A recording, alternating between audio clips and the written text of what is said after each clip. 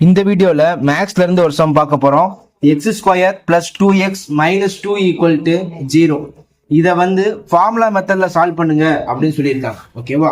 Formula என்ன அப்படின்னா x = -b ± √b² - 4ac / 2a.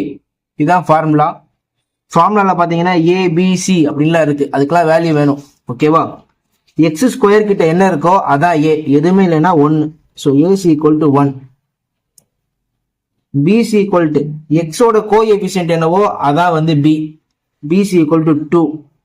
அடுத்து c கான்ஸ்டன்ட் என்னவோ அதான் c, c ஓட வேல்யூ -2. இது அப்படியே ஃபார்முலாவில் சப்ஸ்டியூட் பண்ணலாம்.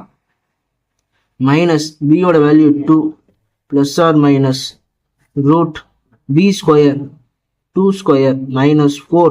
a ஓட வேல்யூ 1, c ஓட வேல்யூ -2 by 2. a ஓட வேல்யூ 1. ஓகேவா? -2 ± √4 minus into minus plus 8 by 2. -2 ± √12 by 2.